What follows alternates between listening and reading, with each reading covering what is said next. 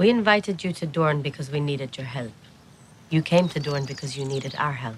You look like an angry little boy. Don't presume to tell me what I need. Forgive my sister. What she lacks in diplomacy, she makes... Shut up, dear. Anything from you? No. Good. Let the grown women speak. We must be allies now, if we wish to survive. Cersei stole the future from me. Survival is not what I'm after now. It is not survival I offer. It is your heart's desire. And what is my heart's desire? Vengeance. Justice. Fire and blood. I'm curious to see how the Dothraki do on the poison water. You're not coming with us. There's finally peace in Meereen. You will keep the peace while the people choose their own leaders. If I'm going to rule in Westeros, I'll need to make alliances. The best way to make alliances is with marriage. Specific orders will be left for you regarding the welfare of Meereen and the Bay of Dragons.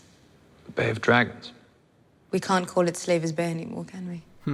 You have your armies, you have your ships, you have your dragons, everything you've ever wanted. Since you were old enough to want anything. It's all yours for the taking. You're in the great game now. Huh. And the great game is terrifying. The only people who aren't afraid of failure are madmen like your father. Do you know what frightens me? I said farewell to a man who loves me. A man I thought I cared for. And I felt nothing. Just impatient to get on with it. Well, you have completely failed to console me. For what it's worth, I've been a cynic for as long as I can remember. Everyone's always asking me to believe in things. It was often tempting, until I saw where belief got people. And yet, here I am. I believe in you. I'd swear you're my sword, but I don't actually own a sword. It's your counsel I need. It's yours. Now and always. He is smitten and on I had board with something made leadership. for you. You get a Mockingjay pin. Tyrion Lannister. I name you Hand of the Queen. Fantastic. Well deserved, sir. Wow, Tyrion, so authentic. You're not one of mine, are you? Who is she? my lord. Who's she gonna be? Think so. Where are my damn moron sons? Blackwalder and Lothar promised to be here by midday. They're here, my lord. Tell them to come here, now. But they're already here, my lord. Here, my lord. What?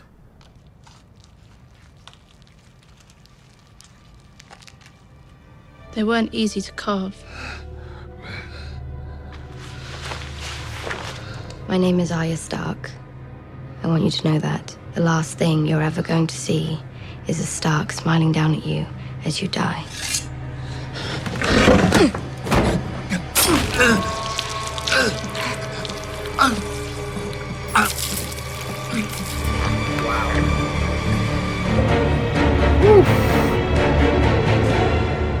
What do you want?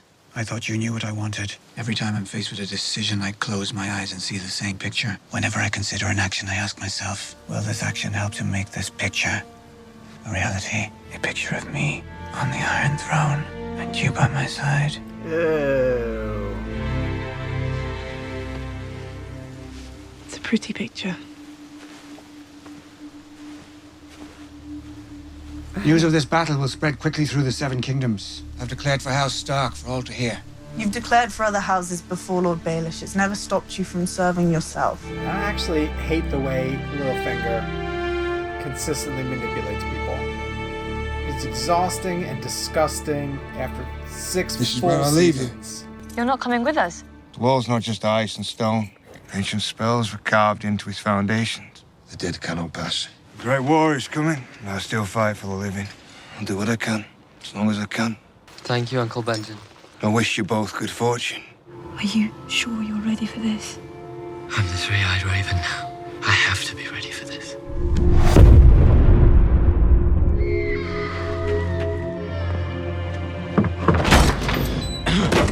Ned? Lyanna. Is that really you? I don't want to die. Get us some water. No, no water, just Is there a listen. mace there? Listen to me, Ned. If Robert finds out, he'll kill him. You know he will. You have to protect him. Promise me, Ned.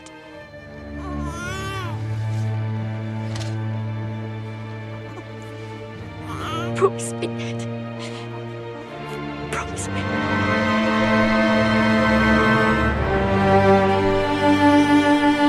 What?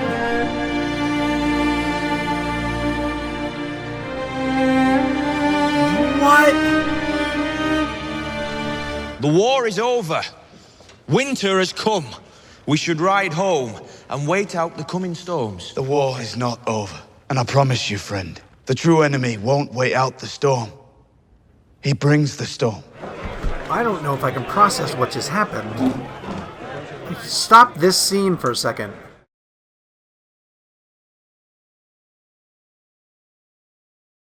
Your son was butchered at the Red Wedding, Lord Manderley, but you refused the call. You swore allegiance to House Stark, Lord Glover. I need this show to In stop their for a hour second. of greatest need, you refused the call.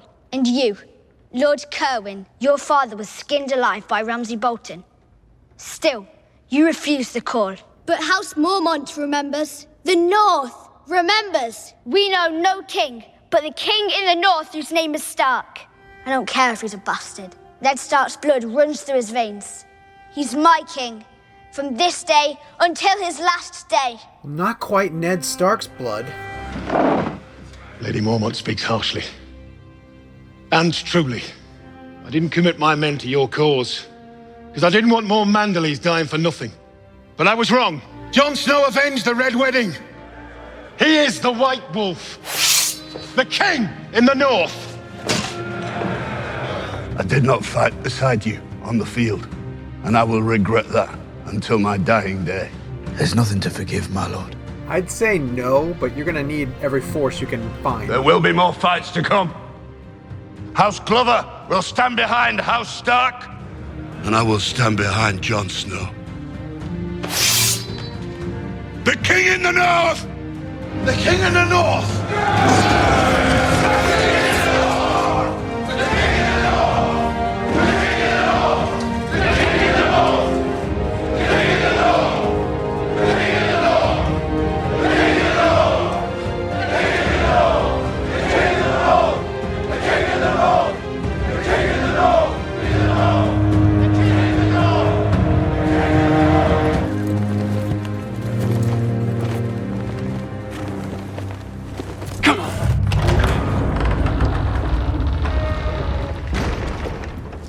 Cersei is a bad, bad woman.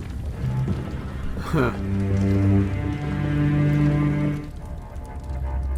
I now proclaim Cersei of the House Lannister, first of her name, Queen of the Andals and the First Men, Protector of the Seven Kingdoms.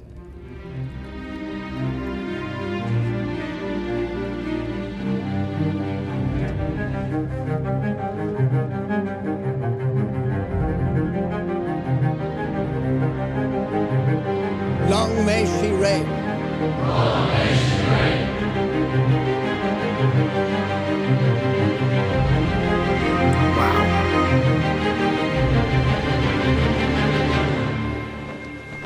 Wow, you're not gonna end there?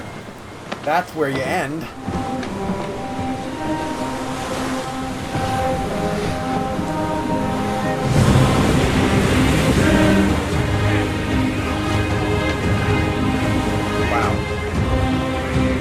Wow, alright.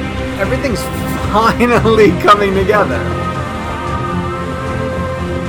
All these big, season-stretching plot lines are finally coming to a head. Season 7's gonna kick some ass.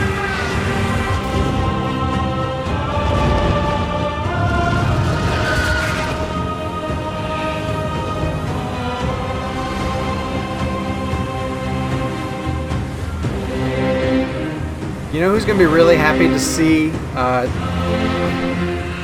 Cersei is Tyrion.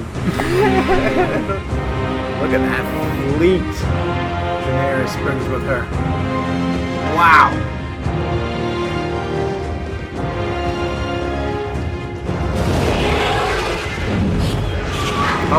Okay, fine. Okay, fine. End it there. All right. People who have been following my commentary through 6 full seasons of Game of Thrones will hear me often talk about the fact that the show, every once in a while, takes little jabs and avoids big swings, right? And I'll say, oh, it's a series of little jabs, little jabs. Season 6 ended with huge swings. Huge momentum shifting swings. Let's start at the very top. The Great War is teased. It's coming. And everyone's kind of getting into position for it. Jon Snow is the King of the North, declared loyalty by all of the other houses of the North. They all back him, even House Glover, which regrets not joining him in the battle against Ramsay and the Boltons. The Red Woman banished out of the North, primarily because she sacrificed Stannis' daughter, and Davos couldn't sit with that, but also primarily because even though she brought Jon back from the dead, I don't really know how much trust Jon has in her or her magics. Sticking on the great theme, Tyrion tells Dany, well, you're in the great game now, right? It's the game we've been playing this entire time. And here's what I find borderline fascinating about the phrases that are often signified with Game of Thrones, which is winter is coming. And people say that often, and that to me references the Great War. But also the Great Game. And the game is, as far as I view it, who's going to be in the Iron Throne. Even Baelish, when he's discussing with Sansa, this picture he has in his head that he keeps envisioning, and every decision he makes is to bring that picture into reality. It's him on the Iron Throne. I can't align myself to the fact that the Iron Throne still ultimately is insignificant when you're talking about facing the army of the dead. King's Landing doesn't get it yet. Oh, and I guess Daenerys doesn't really get it yet either, because she hasn't necessarily seen the threat coming from north of the wall. So Daenerys is still engaged in the throne, and Jon is the one who's kind of concerned with what's coming north of the wall. They're going to have to come to a head over the course of season 7. We take a quick pit stop for Arya to kill Walder Frey. She's still able to use the Mission Impossible mask rips to get close to whoever she wants. Baelish and Sansa share that little stare, so she doesn't necessarily trust him 100%, and he still has skin in some other game. Other major swings. Jaime comes home just in time to see Cersei crowning herself queen, theoretically, because she's been behind everything that happens. God, the episode began with her ultimate vengeance. 2 acts of vengeance. She destroys the entire sept, whatever that building is called, that had all of her enemies in one spot at one time. And I said it. I was like, they're all there. Barricade the doors. Burn the place to the ground. I didn't realize she would use wildfire. And then, of course, she straps down the woman who kept making her confess and starts to get her revenge on her, also by using Zombie Mountain, who is easily one of my favorite side characters of all time. Even going back to the Red Wedding room made me super uncomfortable. I just hated being back in there. It has such an ominous feel to it. I couldn't stand it. We sidetracked it to see Sam and Gilly arrive at the Citadel, and the library just looks like heaven for Sam. Really, really great. And it's funny, like I have notes down here about Loras and his big confession and how he's ultimately converted, and all for naught. All for naught. That whole thing with Marjorie and Loras and Marjorie essentially having a long play in place against the High Sparrow didn't matter. Didn't matter. Cersei just wiped it all off the board with with 3 candles and a whole hell of a lot of wildfire. So that means that Lady Olenna, who hates Cersei anyway for so many reasons, it heads to Dorne to forge an alliance with them because they're pitting themselves against the Lannisters. So it does feel that while the North knows that a threat is coming, other houses are aligning themselves against the Lannisters. The Tyrells and the people of Dorne. Daenerys, when she comes over. So that's, I would assume, going to be the backbone of Season 7. And in addition, Jon preparing for the Great War that's going to be coming over the wall and coming into the realm. So now let's process what the hell happened with Jon Snow and his legacy, because that happened so quickly. Bran essentially heading back into one of his visions and going back to that day in Ned Stark's life that's very important. He sees his sister, Lyanna. She hands over the baby, and they cut to Jon Snow, which means that Jon Snow is the child of Lyanna Stark and Rhaegar Targaryen?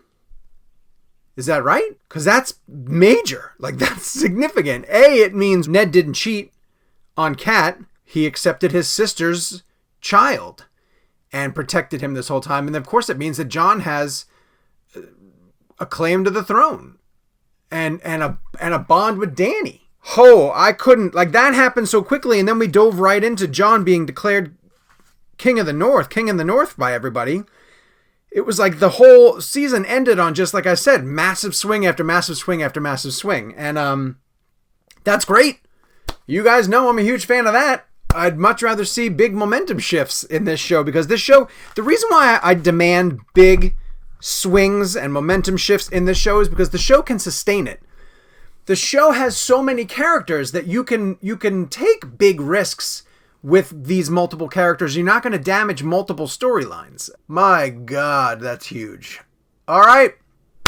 Wow. Season 6 in the can. I'm getting right to Season 7. I'll see you back here. Episode 1 of Season 7 is coming up soon. So hit subscribe, turn on your notifications, and as soon as I dive into it, you guys will be alerted to the fact that the reaction video is showing up on CinemaBlend's YouTube page.